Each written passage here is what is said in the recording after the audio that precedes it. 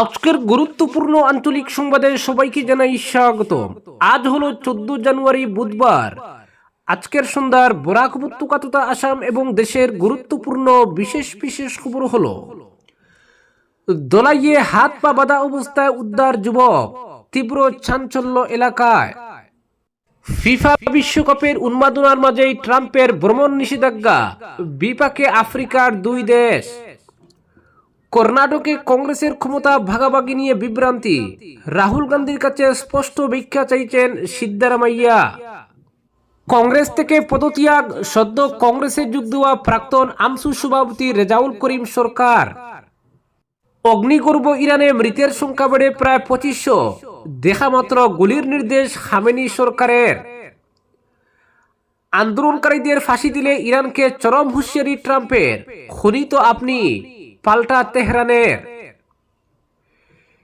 Iran ইস্যুতে আমেরিকাকে রাশিয়ার কড়া হুঁশিয়ারি, আক্রমণ করলে ফল হবে ভয়াবহ। নাগরিকত্ব নিয়ে ন্যূনতম সন্দেহ থাকলে ভোটার তালিকায় নাম থাকবে না, সুপ্রিম কোর্টে জানালো নির্বাচন কমিশন। কুকুরের কামড়ে মৃত্যু বা জখম হলে ক্ষতিপূরণ দেবে রাজ্য, কড়া নির্দেশ সুপ্রিম কোর্টের। রাষ্ট্রপতিরও নেই সেই ক্ষমতা, তা কেন নির্বাচন কমিশনারদের? সুপ্রিম কোর্টে বড় ধাক্কা কেন্দ্রের। এ ব্যাপারে বিস্তারিত থাকবে প্রতিবেদনে। এবং সর্বশেষ খবরটি হলো, বাংলাদেশের সংখ্যালঘুদের বিরুদ্ধে অবিরাম সহিংসতা, 7 মাসে নিহত 116। এবারে শুনুন বিস্তারিত খবর। ধলাইয়ে হাত পা বাঁধা অবস্থায় উদ্ধার করা হয় এক অপরিচিত ব্যক্তিকে। আজ সকালে ধলাই শ্মশানঘাট সংলগ্ন জয়দনপুর রাস্তার মুখ থেকে এক অপরিচিত ব্যক্তিকে হাত পা বাঁধা অবস্থায় জীবিত উদ্ধার করা হয়েছে। ঘটনাকে কেন্দ্র করে এলাকা জুড়ে তীব্র চাঞ্চল্যের সৃষ্টি হয়। স্থানীয় সূত্রে জানা যায়, আজ ভোরে প্রাতঃভ্রমণে বেরোনো কয়েকজন স্থানীয় বাসিন্দা রাস্তার পাশে ওই ব্যক্তিকে পড়ে থাকতে দেখেন। তার হাত ও পা বাঁধা ছিল এবং তিনি গুরুতরভাবে অসুস্থ অবস্থায় ছিলেন। খবর পেয়ে সঙ্গে সঙ্গে স্থানীয় মানুষজন ঘটনাস্থলে জড়ো হন। উদ্ধার হওয়া ব্যক্তি জানান, তার বাড়ি সোনাবাড়িঘাট এলাকায়। তিনি আরো দাবি করেন, গত 4 থেকে 5 দিন ধরে তাকে একটি জঙ্গলের মধ্যে আটকে রাখা হয়েছিল। কি কারণে এবং কারা তাকে সেখানে নিয়ে গিয়েছিল সে বিষয়ে তিনি বিস্তারিতভাবে কিছু বলতে পারেননি। তিনি অজ্ঞান হয়ে পড়েন। ঘটনার খবর পেয়ে দোলাই থানার পুলিশ ঘটনাস্থলে পৌঁছায় এবং ওই ব্যক্তিকে উদ্ধার করে থানায় নিয়ে যায়। এ সময় স্থানীয় বাসিন্দারা পুলিশকে সহযোগিতা করেন। পরবর্তীতে মেডিকেলে পাঠিয়ে দেওয়া হয়। পুলিশ জানিয়েছে, ঘটনার তদন্ত শুরু হয়েছে। উদ্ধার হওয়া ব্যক্তির পরিচয় নিশ্চিত করার পাশাপাশি তার বক্তব্যের ভিত্তিতে ঘটনার প্রকৃত কারণ ও জড়িতদের খুঁজে তদন্ত চলছে। প্রাথমিকভাবে এটি অপহরণ না অন্য কোনো অপরাধমূলক ঘটনার সঙ্গে যুক্ত তা খতিয়ে দেখা হচ্ছে। এই ঘটনাকে ঘিরে ধলাই ও আশপাশের এলাকায় আতঙ্কের পরিবেশ তৈরি হয়েছে। উল্লেখ্য, গত 4 দিন আগে সোনাবাড়িঘাট 2য় খণ্ডের যুবক নিখোঁজ হয়। এ নিয়ে তার পরিবার পুলিশের দ্বারস্থ হন। পরবর্তী খবর, নাগরিকত্ব নিয়ে ন্যূনতম সন্দেহ থাকলে ভোটার তালিকায় নাম থাকবে না, এবার সুপ্রিম কোর্টে জানালো জাতীয় নির্বাচন কমিশন। তবে কমিশনের আইনজীবী রাকেশ দ্বিবেদী, প্রধান বিচারপতি সূর্যকান্ত ও বিচারপতি জয়মাল্য বাগচির বেঞ্চে বাংলার এসআইআর সংক্রান্ত মামলার শুনানি চলাকালীন অবস্থান স্পষ্ট করে জানান, নাগরিকত্ব নিয়ে অনিশ্চয়তার কারণে ইয়ারও যদি কোনো ব্যক্তির নাম ভোটার তালিকায় না রাখার সিদ্ধান্ত নেন, তার ফলে সেই ব্যক্তি ভারতীয় নাগরিক নন, এই বিষয়টি চূড়ান্ত হবে না। কারণ নাগরিকত্ব নির্ধারণের চূড়ান্ত দায়িত্ব কেন্দ্রীয় সরকারের। এসআইআর সংক্রান্ত শুনানির সময় বিচারপতি জয়মাল্য বাগচি কমিশনের আইনজীবীর কাছে জানতে চায়, কেন্দ্রীয় সরকার কোনো ব্যক্তির নাগরিকত্ব নির্ধারণ না করা পর্যন্ত সেই ব্যক্তির ভোটাধিকার কি থাকবে না। জবাবে কমিশনের আইনজীবী জানান, এসআইআর প্রক্রিয়ায় নাগরিকত্ব খতিয়ে দেখার মূল লক্ষ্য যারা নাগরিক নয় তাদের ভোটার তালিকা থেকে নাম বাদ দেওয়া নিশ্চিত করা। সেই ব্যক্তির নাগরিকত্ব কেড়ে নেওয়া বা ডিপোর্ট করার অধিকার কমিশনের নেই। এই শুনানি প্রক্রিয়া আগামীকাল 15 জানুয়ারি ফের শুরু হবে প্রধান বিচারপতির কোর্টে। পরবর্তী খবর, ফিফা বিশ্বকাপের উন্মাদনার মাঝে ট্রাম্পের ভ্রমণ নিষেধাজ্ঞা, বিপাকে আফ্রিকার দুই দেশ। আর বেশি সময় নেই, দরজায় কড়া নাড়ছে ফিফা বিশ্বকাপ। গোটা বিশ্বে ছড়িয়ে রয়েছে ফুটবল ভক্তরা। ইতিহাসে প্রথমবার 48 দল নিয়ে আয়োজিত হচ্ছে ফুটবলের এই মহাযজ্ঞ। ইতিমধ্যেই প্রস্তুতি শুরু হয়ে গিয়েছে দলগুলির।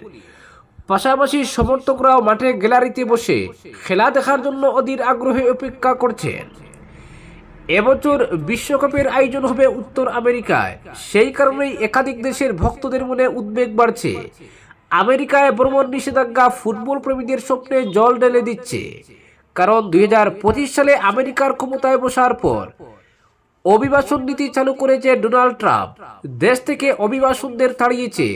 এদিকে বিশ্বকাপে ভ্রমণ নিষেধাজ্ঞায় রয়েছে আফ্রিকার 2 দেশ।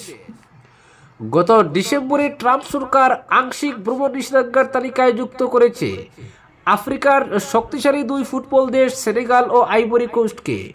তাই বিশ্বকাপে নিজেদের দেশের খেলা দেখতে ভক্তরা যুক্তরাষ্ট্রে যেতে পারবেন কিনা তা নিয়ে শঙ্কা রয়েছে। যারা আমেরিকার ভিসা পাননি তারা আদৌ আমেরিকায় অনুষ্ঠিত ফিফা বিশ্বকাপ দেখতে যেতে পারবেন কিনা তা নিয়ে অনিশ্চয়তা রয়েছে। এই বিষয়ে সেনেগালের একজন সমর্থক জানিয়েছেন, যুক্তরাষ্ট্র যদি কিছু দেশের মানুষকে তাদের দেশে প্রবেশ করতে না দেয় তাহলে তাদের এমন বৈশ্বিক খেলার আয়োজন করা উচিত ছিল না। বিশ্বকাপে অংশ নেওয়া প্রতিটি দেশের সমর্থকদের মাঠে বসে খেলা দেখার অধিকার রয়েছে। তবে আমেরিকায় ভ্রমণ নিষেধাজ্ঞার পেছনে নিরাপত্তাজনিত যাচাই ও স্ক্রিনিং প্রক্রিয়ার ঘাটতির কথা উল্লেখ করেছেন ট্রাম্প। ভ্রমণ নিষেধাজ্ঞা তালিকায় রয়েছে ইরান ও হাইতিও, যারা এবারের বিশ্বকাপে অংশ নিচ্ছে। কিন্তু তাদের সমর্থকদের যদি ভিসা না দেওয়া হয় তাহলে তারাও মাঠে বসে নিজের দেশের খেলা দেখতে পারবে না। এমনকি খেলোয়াড়দের পরিবারও খেলা দেখার থেকে বঞ্চিত হবেন। এই বিষয়ে সেনেগালের একজন নারী সমর্থক জানিয়েছেন, তারা বিশ্বকাপ দেখতে যেতে চান কিন্তু কিভাবে যাবেন পরিষ্কার নয়, তাও অপেক্ষায় রয়েছেন যদি বিশ্বকাপের আগে ট্রাম্পের সিদ্ধান্ত বদলায়। আগামী 16 জুন নিউ জার্সির মেটলাইফ স্টেডিয়ামে ফ্রান্সের বিপক্ষে বিশ্বকাপে প্রথম ম্যাচ খেলবে সেনেগাল। 4 দিন পর একই মাঠে নরওয়ের সঙ্গে খেলবে সেনেগাল। গ্রুপ পর্বের শেষ ম্যাচটা 26 জুন কানাডার টরন্টোতে। বলিভিয়া, সুরিনাম ও ইরাকের প্লে অফে জয়ীর মুখোমুখি হবে আফ্রিকার এই দলটি। আইভরি কোস্টেরও 2টি ম্যাচ যুক্তরাষ্ট্রে, ফিলাডেলফিয়া ইকুয়েডর ও ক্রোয়েশিয়ার বিপক্ষে এবং টরন্টোতে জার্মানির সঙ্গে রয়েছে। এদিকে আমেরিকার ভ্রমণ নিষেধাজ্ঞার পাশাপাশি আরও একটি বড় বাধা হয়ে দাঁড়িয়েছে টিকিটের উচ্চ মূল্য। তাই অনেক দেশের আমেরিকায় ভ্রমণের নিষেধাজ্ঞা না থাকলেও বিপুল খরচের জন্য বিশ্বকাপে যেতে পারবেন না। পরবর্তী খবর, নির্বাচন কমিশনার নিয়োগ সংক্রান্ত মোদী সরকারের নয়া আইনকে চ্যালেঞ্জ করে সুপ্রিম কোর্টে জনস্বার্থ মামলা দায়ের হয়েছে। পিটিশনে দাবি করা হয়েছে, নতুন আইনে কমিশনারদের আজীবন যে দেওয়ানি ও ফৌজদারি রক্ষা কবচ দেওয়া হয়েছে তা খুদ দেশের রাষ্ট্রপতিরও নেই। এই মামলায় কেন্দ্র ও নির্বাচন কমিশনকে নোটিশ জারি করেছে প্রধান বিচারপতির বেঞ্চ। আবেদনকারী সংগঠনের দাবি, এই বিশেষ আইনি সুরক্ষা স্বচ্ছ ও নিরপেক্ষ নির্বাচনের পরিপন্থী। শীর্ষ আদালত তাৎক্ষণিকভাবে আইনের উপর স্থগিতাদেশ না দিলেও বিষয়টিকে অত্যন্ত গুরুত্বপূর্ণ বলে অভিহিত করেছে। আদালত খতিয়ে দেখবে যে সংবিধান এই ধরনের নিরঙ্কুশ রক্ষা কবচের অনুমতি দেয় কিনা। 2023 সালে পাশ হওয়া এই আইনে কমিশনার নিয়োগ প্যানেল থেকে প্রধান বিচারপতিকে সরিয়ে ক্যাবিনেট মন্ত্রীকে অন্তর্ভুক্ত করা হয়েছিল, যা নিয়ে আগে থেকেই বিতর্ক তুঙ্গে। এখন আজীবন সুরক্ষার বিষয়টি নিয়ে কেন্দ্র কি জবাব দেয় সেদিকেই নজর দেশবাসীর। পরবর্তী খবর, কোনো আন্দোলনকারীকে ফাঁসি দিলে কড়া পদক্ষেপ করতে পিছপা হবে না আমেরিকা। সংঘাত আবহে ইরানকে চরম হুঁশিয়ারি দিলেন মার্কিন প্রেসিডেন্ট ডোনাল্ড ট্রাম্প। অন্যদিকে ট্রাম্পকে তুপ দেগে পাল্টা দিয়েছে তেহরান। দেশের জাতীয় নিরাপত্তা প্রধান আলী লারিজানি বলেন, খুনি তো আপনি। গত 2 সপ্তাহেরও বেশি সময় ধরে জ্বলছে মধ্যপ্রাচ্যের এই দেশটি। সম্প্রতি ইরানের অ্যাটর্নি জেনারেল মোহাম্মদ মুবাহিদি আজাদ হুঁশিয়ারি দেন, এবার কেউ বিক্ষোভে সামিল হলেই তাকে ঈশ্বরের শত্রু তকমা দিয়ে মৃত্যুদণ্ড দেওয়া হবে। শুধু তাই নয়, আন্দোলনকারী 25 বছরের এক যুবককে ইতিমধ্যেই ফাঁসির সাজাও শোনানো হয়েছে। আজ সেই সাজা কার্যকর হওয়ার কথা। মঙ্গলবার এক মার্কিন সংবাদ মাধ্যমে ট্রাম্প বলেন, ইরানে যদি আন্দোলনকারীদের মৃত্যুদণ্ড কার্যকর করা হয় তাহলে আমেরিকা কড়া পদক্ষেপ করতে পিছপা হবে না। ভয়ঙ্কর কিছু ঘটবে। মার্কিন প্রেসিডেন্টের এই হুমকির পরই তাকে পাল্টা তুপ দেখেছে তেহরান। ইরানের জাতীয় নিরাপত্তা প্রধান লারিজানি তার এক্স হ্যান্ডেলে লেখেন, ইরানের জনগণকে হত্যা করছেন দুইজন। প্রথম ব্যক্তি হলেন ট্রাম্প এবং দ্বিতীয় ব্যক্তি হলেন ইসরায়েলের প্রধানমন্ত্রী বেঞ্জামিন নেতানিয়াহু। তার অভিযোগ, দেশে হাজার হাজার মানুষের প্রাণহানির জন্য দায়ী ওয়াশিংটন এবং তেল আবিব। এই দুই দেশ ইরানকে অশান্ত করছে, হিংসায় উস্কানি দিচ্ছে। পরবর্তী খবর, ইরানের অভ্যন্তরীণ বিক্ষোভকে কেন্দ্র করে আমেরিকা যদি কোনো ধরনের সামরিক পদক্ষেপ নেওয়ার চেষ্টা করে তবে তার পরিণতি অত্যন্ত গুরুতর হবে বলে স্পষ্ট হুঁশিয়ারি দিয়েছে রাশিয়া। বিশেষ করে ইরান সম্পর্কে মার্কিন প্রেসিডেন্ট ডোনাল্ড ট্রাম্পের সাম্প্রতিক হুমকিমূলক মন্তব্যকে সম্পূর্ণ অগ্রহণযোগ্য বলে প্রত্যাখ্যান করেছে রাশিয়ার পররাষ্ট্র মন্ত্রণালয়। গত 3 সপ্তাহ ধরে চরম অর্থনৈতিক সংকটের প্রতিবাদে ইরান জুড়ে ব্যাপক বিক্ষোভ চলছে। এই আন্দোলন দেশটির বর্তমান ধর্মীয় নেতৃত্বের ভিত নাড়িয়ে দিয়েছে। তবে ইরান সরকারের দাবি, এই সহিংসতার পেছনে বিদেশি শক্তির মদতপুষ্ট নৈরাজ্যবাদীরা জড়িত। ইরানের দীর্ঘদিনের ঘনিষ্ঠ মিত্র হিসেবে রাশিয়া শুরু থেকেই সেখানে যে কোনো ধরনের বিদেশি হস্তক্ষেপের তীব্র বিরোধিতা করে আসছে। রাশিয়া সাফ জানিয়ে দিয়েছে, ইরানের সার্বভৌমত্বে আঘাত হানলে মস্কো হাত গুটিয়ে বসে থাকবে না। দুই মহাশক্তির এই পাল্টাপাল্টি অবস্থানে বর্তমানে মধ্যপ্রাচ্যের পরিস্থিতি বারুদের স্তূপের উপর দাঁড়িয়ে আছে। পরবর্তী খবর, কর্ণাটকে কংগ্রেস সরকারের শীর্ষ নেতৃত্বের মধ্যে ক্ষমতা ভাগাভাগি নিয়ে শুরু হয়েছে নতুন বিভ্রান্তি। যদিও গত নভেম্বরে কংগ্রেসের শীর্ষ নেতৃত্বের নির্দেশে মুখ্যমন্ত্রী সিদ্দারামাইয়া এবং উপমুখ্যমন্ত্রী ডি.কে. শিবকুমার হাসি মুখে একে অপরকে সমর্থন করার বার্তা দিয়েছিলেন, এখন সেই সম্পর্কের মধ্যে শঙ্কা দেখা দিয়েছে। একাধিক সূত্রের দাবি, এখন পরিস্থিতি এমন জায়গায় পৌঁছেছে যে সিদ্দারামাইয়া স্পষ্ট ভিক্ষা চাইছেন কংগ্রেসের শীর্ষ নেতা রাহুল গান্ধীর কাছে। সূত্র অনুযায়ী সিদ্দারামাইয়া সম্প্রতি হাইকমান্ডকে জানিয়েছেন যে তিনি মন্ত্রিসভা সম্প্রসারণে আগ্রহী এবং মুখ্যমন্ত্রী বদল সংক্রান্ত চলতি গুজবের অবসান চাচ্ছেন।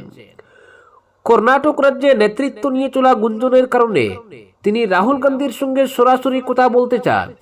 এর মাধ্যমে সিদ্দারামাইয়া কংগ্রেসের অন্তর্মহলে চলা বিভ্রান্তি দূর করতে চান। গত মাসে কংগ্রেস সভাপতি মল্লিকার্জুন খাড়গে কর্ণাটকের নেতৃত্বের দ্বন্দ্ব বিষয়ে কোনো বিভ্রান্তি না থাকার দাবি করেছিলেন। তিনি জানিয়েছিলেন, কর্ণাটকে মুখ্যমন্ত্রী পদ নিয়ে হাইকমান্ডের কোনো বিভ্রান্তি তৈরি হয়নি। তবে কংগ্রেসের শীর্ষ নেতা যখন এই বক্তব্য দেন তখন দলের ভিতরেই ক্ষমতা হস্তান্তর নিয়ে গুঞ্জন ছিল। এখন সিদ্দারামাইয়ার হাইকমান্ডের কাছে স্পষ্টীকরণ চাওয়ায় দলের ভিতরে নতুন করে অশান্তি দেখা দিয়েছে।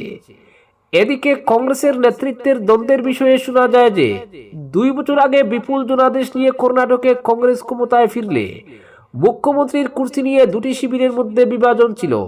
একদিকে প্রবীণ নেতা সিদ্দারামাইয়া, অন্যদিকে উপমুখ্যমন্ত্রী ডি.কে. শিবকুমার। কংগ্রেসের নেতা কর্মীরা এক বাক্যে স্বীকার করেন, শিবকুমারের নেতৃত্বে কংগ্রেসের ক্ষমতায় ফিরে আসা ছিল অত্যন্ত গুরুত্বপূর্ণ। তবে মুখ্যমন্ত্রী হিসেবে সিদ্দারামাইয়াকেই বসানো হয়। একটি সূত্র দাবি করছে, সেই সময় হাইকমান্ডের সিদ্ধান্ত ছিল 2.5 বছর পর মুখ্যমন্ত্রী পদে পরিবর্তন হবে এবং সিদ্দারামাইয়া ও শিবকুমারের মধ্যে এই দায়িত্ব ভাগ হবে। বর্তমানে সিদ্দারামাইয়ার দাবি, এই 2.5 বছরের সময়সীমা পূর্ণ হয়ে গেছে এবং তিনি মুখ্যমন্ত্রীর পদ ছাড়তে প্রস্তুত নন। ফলে মুখ্যমন্ত্রী পদ নিয়ে কংগ্রেসের দুই গোষ্ঠীর মধ্যে সংঘাত অব্যাহত রয়েছে।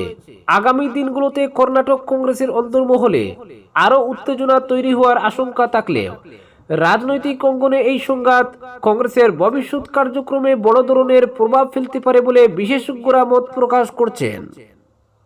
আজকের বিশেষ সংবাদ এখানেই